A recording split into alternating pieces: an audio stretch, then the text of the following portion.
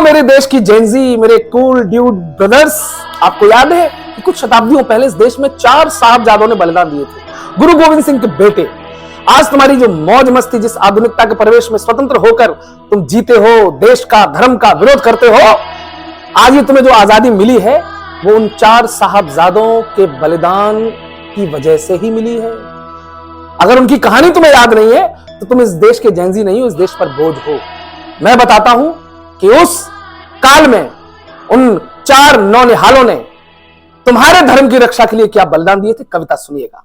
नमन उन्हें जो दीप बन गए भारत की आशाओं का, जो अतीत को गीत दे गए बलिदानी गाथाओं का, जिस बचपन में फूल सरीखी कोमलता की महके हों, जिस बचपन में सपन सलोने मन के पंछी चहके हों, जिस बचपन में खेल खिलौने हाथों में इखलाते हों, जिस बचपन में बाल हृदय बस गीत हंसी के गाते हो, उस बचपन को वार दिया था देश धर्म की बाती पर।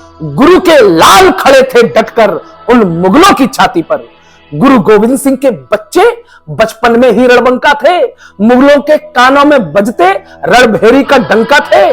खुद दहशत में भरे हुए थे, वो भी भीतर बाहर से। बाबर वाले वंश डरे थे एक बालक जोरावर से।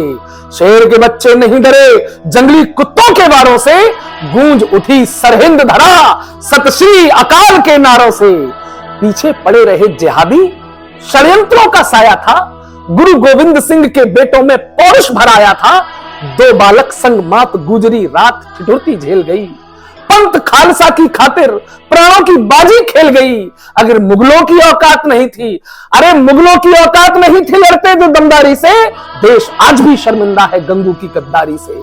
मुगलों ने पकड़ा धमकाया, क्रूर कुटिल व्यवहार किया, मर जाना मंजूर किया, इस्लाम नहीं स्वीकार किया।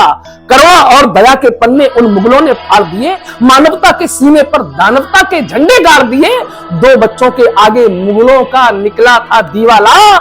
इतने थे भयभीत उन्हें दीवारों में चुनवा डाला। भूल ना जाना खून दिया था नौनिहाल अरमानों ने। पगड़ी का सम्मान बचाया बच्चों के बलिदानों ने। सोचो अगर शीश झुक जाते उन मुगलों के चरणों में, हरा रंग हावी हो जाता केसरिया आवरणों में। सोचो अगर टूटती हिम्मत उन नन्हे दरवेशों की, अस्मत लुटती रहती हरदम कवच कड़ा और केशों की। सोचो अगर दाग लग जाता उस सरहिंदी माटी को, क्या जवाब हम दे पाते फिर गुरुओं की परपाटी को। अंतिम लाइन और साथ ले जाना, जो लिख गए भारत अपने दृढ़ मजबूत इरादों की, देश कभी ना भूलेगा कुर्बानी साहबजादों की।